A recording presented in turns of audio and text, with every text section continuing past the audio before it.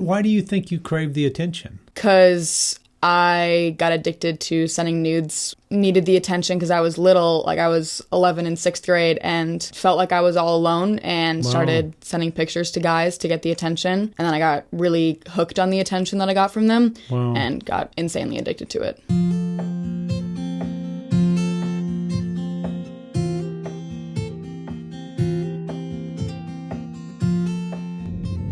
Ashley, thanks for coming in and bringing your beautiful blonde hair in the studio where we get to hear your story. Tell me a little bit about yourself.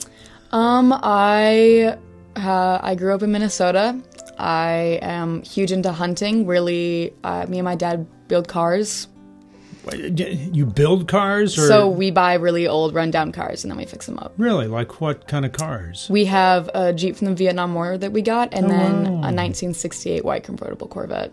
Oh, wow. Well, how cool is that? Yeah. How cool is that? Okay. Normal family life growing up? It was pretty normal until about 6th grade when my brother was diagnosed with cancer. And that kind of took a toll on our family. It got really difficult for all of us. And difficult, of course, for your brother it got difficult. I imagine he went through all the chemo and everything else. And what kind of cancer was it? Anaplastic large cell lymphoma. It's non-Hodgkin's lymphoma. Non-Hodgkin's lymphoma, yes. When did you start to realize the impact on your family? It pretty much started, it was a Wednesday afternoon. We were about to go to church. It was like an hour before Sunday school. Well, like Wednesday night youth programming. Yeah. And my mom pulled me into her room and sat me like by the dresser we were standing, and she told me that it wasn't cat scratch disease as the doctors thought, and then test results came back, and then it was non-Hodgkin's lymphoma. Well, and so he starts the treatment and everything else. And so how long is treatment?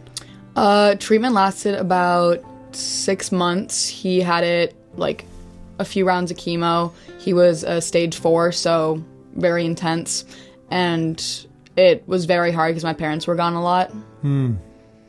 Okay, and when did you realize that your parents were gone a lot? When it was to the point where we would go, like me and my other brother would go to friends' houses after school because we would stay there all day, not do a lot of homework because we were just really busy, and there was a lot of stuff going on that I didn't really understand the trauma back then. Wow. So do you think your parents would have done the same for you? 100%. Yeah. So do you think your brother would have gone through the same stuff that you've gone through as a result of them spending time with you and not with him? I think there would be a lot of the same stuff, but he would show it in different ways. Yeah. I don't think he would have craved the attention like I did. I think he would have wanted the attention, but not gotten to the extent of the stuff I did. Why do you think you craved the attention? Because I got addicted to sending nudes after, because I was, needed the attention because I was little, like I was 11 in 6th grade and missed my parents, felt like I was all alone, and started sending pictures to guys to get the attention. And then I got really hooked on the attention that I got from them and got insanely addicted to it. Wow. Okay, so your brother's going through that. Do you ever feel that your life was falling apart at the same time? Where did you come to the realization, I can't be doing this? There were times where I would get grounded and be like, okay, I'm going to stop. I can't do this anymore. This is super unhealthy. And then I would get my phone back after I was grounded and I would send again because my mind just craved that attention from guys, and I was afraid that if I would stop sending to these people, that they would leave me, and I'm really afraid of being alone, so I would keep sending to make sure they would stay. Do you think you would have done that even had your brother not gone through all the treatment and had the cancer, that you would have gone down that path of wanting the attention even if it had nothing to do with him? I don't know. That's a difficult question because, yeah. I got addicted to porn at kind of a young age, so my mind was already, hooked on that feeling, but I don't think I would have sent to the extent that I did. Yeah. And your family dealing with that. They're dealing with your brother going through the treatment with the hopes that it never returns. they're going through stuff with you, trying to kind of keep it all together. How did it affect your mom and dad? So my parents didn't know about it until my brother's cancer was gone. And so he had it for like 6 months, got rid of it 100% for 2 weeks, and then it came back even harder. Yeah. And then he had to have a bone marrow transplant and spent about 48 days in the hospital, and then came back from the summer. And then I started 7th grade, and it was about halfway through when my parents downloaded an app that like would flag things that I did wrong and send them to them. And there were like 100 different flags on their phone, and my mom and I just had a really deep conversation. I didn't know what was happening, and I felt super ashamed, so I pretty much just yelled at her the entire car ride, didn't talk to her the rest of the time. Wow. Because as a 7th grader, like, I should not be doing that, and I was super ashamed of it. Yeah.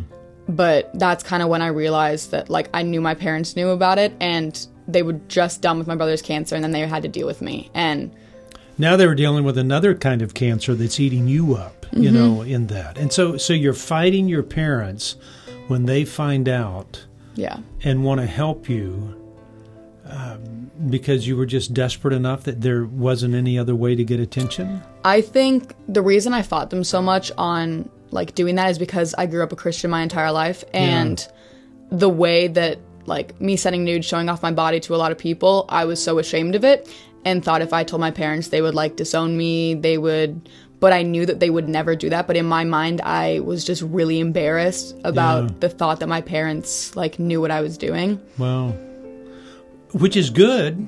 I mean, there's something very good about you feeling. If you didn't feel that, there would be something really wrong, you know, kind of thing. And so you got the attention. Where did you realize it was an attention thing? Because what was that hole in your life that had been created that you didn't have the relationship? It just started showing up when your brother got cancer. And then it showed the depth of it by you doing the things that you were violating, the things that you believed in. Yeah. I mean, had all that not happened, then you would have never gotten to a place to see, okay, there's a problem here. Yeah, I think, like, even if that didn't really happen, I think that maybe somehow I would have sent nudes because I am a teenager in a culture where sex is such a big part of our lives, and I absolutely hate it, but I think that even if he didn't have cancer, I would end up sending at some point. And my entire life, I've kind of thought that, like, I'm not as, like, I don't deserve this stuff. My self-worth is really low. So I always think that, like, for me to have people stay around, I have to show off my body to keep getting them to come back and back, because I think that they're not going to stay with me if I don't do that. Which... See how you're going a little bit lower in this? We started off with the story of your brother, and now we're talking about your story now. I mean, when you start to think about that, you go, okay, that's where you get to, and you go, that low self-esteem. Do you know where the low self-esteem came from? Because you don't appear to be one that has a low self-esteem. Yeah, I come off as really confident because I'm confident in a lot of the stuff I do, but deep down, I'm really ashamed of the stuff I did, and I was bullied for so many years that I don't think that I'm worthy of the love that I've gotten and my parents' love because I've disowned them so many times. Is that the easy answer, or is it an answer that's just easy to explain it away? I think both. I don't exactly know. Like, I'm trying to figure out why I feel the way I feel because I've never really had to think about it except for here because here I have to think about it. And, like, I feel like I need the answers to everything, and anytime I say I don't know freaks me out. Yeah. So I've been trying to figure out the reasons on my self-worth, but I really don't know why I feel this way about myself. What do you hope for? What do you... I think my main hope is to not depend on, like, guys so much and just feel happy with who I am and feel better about my relationship with God, because I wish that I, like, could give everything that I have up to God, but I'm so afraid that I'm not going to be worth it, even though I don't have to be worth it. But, like, that's because everyone always says that God's love is always going to be there. Like, I don't have to prove it to him, but all the stuff I've done in my mind is I'm letting him down, so I don't deserve anything. And being here has helped me a little bit. I read my Bible every night, and but it's also a little difficult to think about, like, all that type of stuff and how, like, I haven't done anything that is at all deserving of God's love, and I still have it. Yeah. Well, you don't disappoint him. Let me tell you that.